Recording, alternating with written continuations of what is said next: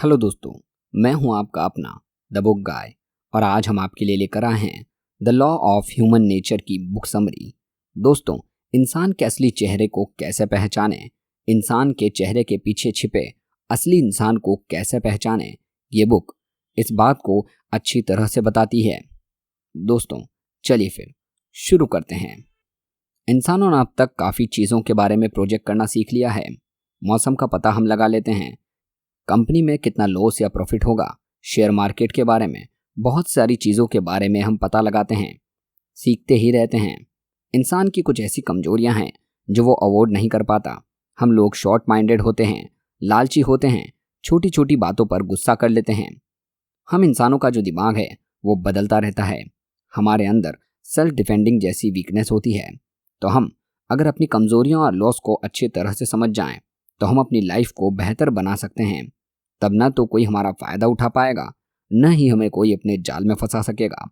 कई बार हम खुद की कमजोरियां मुसीबत में डाल देती है, लेकिन हम अगर अपनी कमजोरियों पर काबू पा लेते हैं तो हम खुद को एक बेहतर इंसान बना सकते हैं, एक बेहतर लाइफ को एंजॉय कर सकते हैं। किसी भी इंसान को देखकर हम ये राय बनाने लगते हैं कि वो इंसान कैसा है, क्या सोच रहा है। जब हम किसी को समझने की कोशिश करते हैं तो हम अक्सर बहुत बड़ी गलती करते हैं। वो गलती ये होती है कि हम जैसे होते हैं वैसे ही दूसरे लोगों को समझते हैं। एक चोर को सभी लोग चोर जैसे ही दिखाई देते हैं, एक झूठे इंसान को सभी लोग झूठे ही लगते हैं। उसी तरह एक इनोसेंट इंसान को सभी लोग अच्छे लगते हैं। बिल्कुल इसी तरह हम जैसे होते हैं हम दूसरों के बारे में वैसे ही सोचते हैं। आगे हम इसके बारे में जानेंगे कि हम कैसे लोगों को समझ सकते हैं। इसको समझने के लिए हम रॉबर्ट ग्रीन की लिखी हुई book the laws of human nature की मदद लेंगे। दोस्तों, ऑथर ने इस बुक में 18 लॉज बताए हैं। इन लॉज को जानकर आप किसी भी इंसान के बारे में बहुत अच्छे से जान सकते हो, उनके इमोशनल बिहेवियर को बहुत अच्छे से पढ़ सकते हो। ये सभी लॉ उस इंसान के मेंटल, इमोशनल, उनकी लाइफ के ऊपर बनाए गए हैं। डिप्रेशन, हैप्पीनेस, डर, गुस्सा, जलन, हम सभी ह्यूमन का एक डार्क साइड होता है। ये चीज़ें ही हमें अंदर से बुरा बनाती हैं। इन चीज़ों की वजह से हम अक्सर इंसान नहीं बन पाते। हम अक्सर अपने इमोशंस पर काबू नहीं रख पाते, जिसकी वजह से हम अक्सर फेल और सैड हो जाते हैं। इसलिए ऑथर ने अपने इमोशन को जीतने के लिए हमें फर्स्ट लॉ बताया है, लॉ ऑफ इरेशनलिटी। हम में से ज़्यादातर लोग लॉजिकल डिसीजन नहीं लेते हैं, हम सामान्यतया इरेशनल डिसीजन लेते हैं। हम कोई भी डिसीजन लेते वक्त लॉन्ग टर्म के बारे में नहीं सोचते। हम अक्सर उस चीज़ में लगे रहते हैं जो चीज़ ट्रेंड करती है। इसी इरेशनल डिसीजन की वजह से हमें आगे जाकर बहुत परेशानी उठानी पड़ती है। हम अधिकतर फेलियर का सामना करते हैं। हम अपने डिसीजन से ज़्यादा दूसरों के ओपिनियन पर फोकस करते हैं। हम अपने लॉजिकल थिंकिंग को छोड़कर दूसरों के इरेशनल ऑप्शन पर ध्यान ज़्यादा देते हैं, जिसके कारण हमें लाइफ में फेलियर का सामना करना पड़ता है। ठीक ऐसे ही जब बात किसी इंसान को जानने की होती है तो हम उसे बिना जाने दूसरों के ओपिनियन सुनकर उस इंसान के बारे में राय बनाते हैं। अगर किसी ने हमसे कहा कि वो बुरा इंसान है, तब हम उसे बिना जाने उसके बारे में बुरा सोचने लगेंगे। इसलिए ऑथर हमें लॉजिकल थिंकिंग के लिए प्रेरित करते हैं। लॉजिकल थिंकिंग हमारे शॉर्ट या लॉन्ग टर्म के लिए बहुत बेनिफिशियल होता है। हम ह्यूमन बाय नेचर तर्कहीन होते हैं, इसलिए हमें चीज़ों और लोगों को अच्छे से समझने के लिए लॉजिकल और इमोशनल डिसीजन तर्क के साथ लेना चाहिए। जब इस लॉ को हम अच्छे से यूज़ करेंगे तब हम किसी को भी बहुत अच्छे से समझ पाएंगे। Law of narcissism. खुद के अंदर कॉन्फिडेंस होना बहुत अच्छी बात है, लेकिन जब ये कॉन्फिडेंस ओवर कॉन्फिडेंस हो जाता है तो वो चीज़ हमारे लिए बहुत बुरी होती है। ऑथर बताते हैं कि लोगों के पास जितना ज़्यादा पैसा होता है उनका ईगो और एटीट्यूड उतना ही ज़्यादा होता है। वो लोग अपने से बड़े लोगों की बिल्कुल रेस्पेक्ट नहीं करते, लेकिन जब बात अपने छोटे लोगों की होती है तो वो उन्हें जानवरों की तरह समझते हैं, उनसे अच्छे से बिहेव नहीं करते, उनकी रेस्पेक्ट नहीं करते। उनके अकॉर्डिंग उनसे छोटे लोग सिर्फ उनके काम के लिए बने हैं। ये बात सच भी है। हम में से ज़्यादातर लोग ऐसे होते हैं कि वो अपने से छोटे लोगों का रेस्पेक्ट नहीं करते। उदाहरण के लिए, अगर आप अपने क्लास के एक स्मार्ट बच्चे हैं तो आपसे केवल उन्हीं से दोस्ती करेंगे और उन्हीं के साथ रहना पसंद करेंगे जो आप जैसे स्मार्ट होंगे। आप एक वीक बच्चे के साथ कभी अपना टाइम स्पेंड नहीं करेंगे। आप उस वीक बच्चे को एक लो ग्रेटिट्यूड स्टूडेंट समझेंगे, उसकी रेस्पेक्ट नहीं करेंगे। यही होता है नार्सिसिज्म, लोगों को अपना गुलाम समझना। हमें इसको बदलने के लिए अपने अंदर 4 चीज़ें बिल्ड करनी होगी। द एम्पैथिक एटीट्यूड, दूसरे लोगों के नज़रियों को जानना, उन्हें अच्छे से ऑब्जर्व करके उनके एक्शंस को एनालिसिस करना। दूसरा, विस्केरल एटीट्यूड, लोगों के बिहेवियर और उनके बॉडी लैंग्वेज पर अच्छे से ध्यान देना। लोगों की बॉडी लैंग्वेज जानकर हम उनके बारे में बहुत कुछ जान सकते हैं। एनालिटिक एम्पैथी, अगर आप किसी को अच्छे से जानना चाहते हैं तो उनके पास्ट को जानें, उनका पास्ट कैसा था, उनकी फैमिली का एनवायरनमेंट, जिससे आप उस पर्सन को अच्छे से समझ पाएंगे। चौथा, एम्पैथेटिक स्किल, हम जितने ज़्यादा लोगों से मिलेंगे हम उतना ज़्यादा बेहतर होंगे। ज़्यादा लोगों से मिलने का मतलब बहुत ज़्यादा नॉलेज, उनके बारे में और अच्छी इन्फॉर्मेशन। इन 4 रूल्स को फॉलो करें तो आप किसी भी इंसान को बहुत अच्छे से समझ पाएंगे। लॉ ऑफ रोल प्लेइंग, हम बचपन से ही बहुत अच्छे एक्टर्स होते हैं। किसी को भी झूठ बोलने में और अपने फेशियल एक्सप्रेशन से अपनी बात मनाने में हम बहुत स्मार्ट होते हैं। एक छोटा बच्चा रोने से ये बताता है कि उसे खाने की ज़रूरत है। किसी को गिफ्ट मिलने से उसके चेहरे पर स्माइल आ जाती है, वो इंडिकेट करता है कि वो कितना खुश है। हम बचपन से ही हर एक सिचुएशन के लिए अलग अलग एक्सप्रेशंस बनाते आ रहे हैं। जैसे जैसे हम बड़े हो रहे हैं, इसी चीज़ को हमारे सबकॉन्शियस माइंड ने फिक्स कर लिया है। हमें पता होता है कि हमें किस सिचुएशन में कैसे फेशियल एक्सप्रेशन और कैसे रिएक्ट करना है। हम सभी इंसान के 2 फेस होते हैं, एक फेस जो हम दुनिया को दिखाते हैं, दूसरा फेस जो सिर्फ हमें पता होता है। किसी भी इंसान को अच्छे से जानने के लिए आपको मास्क के पीछे छिपे हुए दूसरे इंसान को जानना होगा।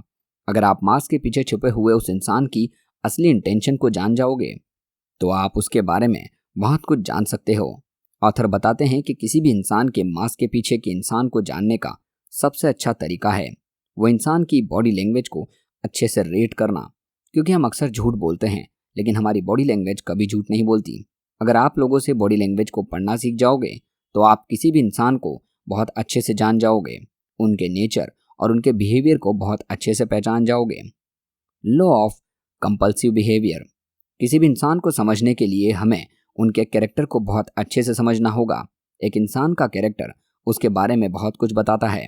हमारा कैरेक्टर बचपन से बनता है, हमें हमारे पेरेंट्स का बहुत बड़ा हाथ होता है। एक अच्छा कैरेक्टर अच्छी पेरेंटिंग, नॉलेज, मेंटर और भी बहुत कुछ से बनता है। हम जितना ज़्यादा सीखेंगे हमारे लिए उतना ही अच्छा होगा। किसी से भी मिलकर हम उसके बिहेवियर को देखकर उनके बारे में बहुत कुछ बता सकते हैं। एक अच्छा और मैच्योर बिहेवियर एक इंसान को दूसरे से अलग बनाता है, उसे एक अच्छा इंसान बनाता है। लोगों के अच्छे बुरे इमेज के बजाय उनके कैरेक्टर को देखना चाहिए। हम अक्सर वही करते हैं जो हमारे कैरेक्टर में होता है। एक झूठ बोलने वाला इंसान अक्सर झूठ बोलेगा क्योंकि झूठ बोलना उसके कैरेक्टर में है। ठीक वैसे ही आपको दूसरे को समझने के लिए उनके कैरेक्टर को अच्छे से जानना होगा। उनके एक्शन उनके कैरेक्टर के बारे में बहुत कुछ बताएंगे, इसलिए आप उनके कैरेक्टर को जानिए। लॉ ऑफ कवेटसनेस, हम सभी के अपने अपने डिज़ायर होते हैं। कुछ लोगों के डिज़ायर होते हैं नई चीज़ों को सीखना, नई लोगों के डिज़ायर होते हैं कि नई चीज़ें ढूंढना। कुछ लोगों को नई चीज़ें करना बहुत पसंद होता है। ठीक वैसे ही हम सभी के अपने अपने डिज़ायर होते हैं, इसलिए ऑथर बताते हैं कि अगर हम लोगों के डिज़ायर को जानेंगे तो उन्हें और अच्छे से समझ सकते हैं। एक अच्छे इंसान के अच्छे ही डिज़ायर होंगे जबकि एक बुरे इंसान के बुरे डिज़ायर होंगे। जब आप लोगों के बुरे डिज़ायर के बारे में पता लगे तो आप उनसे दूरी बना लें। ये चीज़ें आपके लिए बहुत अच्छी होंगी। आज हम अपने आसपास जितनी भी अच्छी और बुरी चीज़ें देखते हैं वो हम सभी हमारे डिज़ायर की वजह से है। माइक्रोसॉफ्ट व एप्पल जैसी कंपनी का भी किसी का डिज़ायर था, इसी वजह से वो आज बन पाई। एक आतंकवादी संगठन भी किसी पर्सन का डिज़ायर था जो आज एक आतंकवादी समूह बनवाया। इसलिए आप गौर करें कि लोगों के क्या डिज़ायर हैं, इससे आप उनके बारे में बहुत अच्छे से जान पाएंगे। ये सभी चीज़ें आपके काम तभी आएंगी जब आप ज़्यादा से ज़्यादा लोगों से बात करेंगे, उन्हें अच्छे से ऑब्जर्व करेंगे। तभी आप इन लॉज का यूज़ करके किसी भी इंसान को अच्छे से समझने में मदद मिलेगी। हम में से सभी एक दूसरे से अलग होते हैं, इसलिए आप भी कोशिश करो आप अपनी ज़िंदगी में ज़्यादा से ज़्यादा लोगों के संपर्क में रहो, उनसे अपनी बातें आदान प्रदान करो, उन्हें समझने की कोशिश करो। लॉ ऑफ एनवी, हमें अपने अहंकार से बचना चाहिए। हम सभी अक्सर अपने आप को दूसरों से कंपेयर करते हैं। हम हमेशा दूसरों के स्टेटस, रिस्पेक्ट और अटेंशन को खुद के साथ तुलना करते हैं। कुछ लोग अपने अच्छे कामों की वजह से अच्छा बनते जाते हैं, वही दूसरे लोगों के लिए जलन का कारण बन जाता है। कोई भी व्यक्ति दूसरे के प्रति अपनी जलन या एनवी को एक्सेप्ट नहीं करता है। इससे पहले कि एनवी हमारे लिए टॉक्सिक यानी हानिकारक हो जाए, हमें एनवी के शुरुआती सिम्टम्स पर जरूर ध्यान देना चाहिए। अगर हम इस पर शुरुआत से ही ध्यान रखेंगे तो हम अपनी इस बुराई की जड़ को खत्म कर सकेंगे। आप अपनी क्षमताओं को खुद से पहचानें, न कि किसी दूसरे से तुलना करें। ऐसे लोगों को समझें जो आपसे कम सफल हैं। जब हम किसी ऐसे व्यक्ति से पहली बार मिलते हैं तो उनकी आंखों में जलन साफ साफ देख सकते हैं। ऐसे लोगों की तारीफ बनावटी और खोखली होती है। ऐसे दोस्त हमेशा आपकी पीठ पीछे आपकी बुराई करते हैं, दोस्ती का फायदा उठाकर आपकी फीलिंग्स को चोट पहुंचाते हैं। मानव स्वभाव के अनुरूप हम भी दावा करते हैं कि हमें किसी से जलन महसूस नहीं होती, लेकिन ये वास्तविकता नहीं है। मानव स्वभाव के अनुसार दूसरे से तुलना करना लगभग असंभव है। अगर कुछ बातों को ध्यान रखा जाए तो बुरी आदतों से छुटकारा पाया जा सकता है। हमें कोशिश करनी चाहिए दूसरों से जलने की जगह दूसरों की प्रशंसा पर बल दें, दूसरों की खुशी में शामिल हो, उनकी सफलता के लिए उन्हें बधाई दें। यह विश्वास रखें कि आप अपने दम पर सक्सेसफुल हो सकते हैं, आगे बढ़ सकते हैं। The law of grandiosity. हमें अपनी सीमा को पहचानना चाहिए।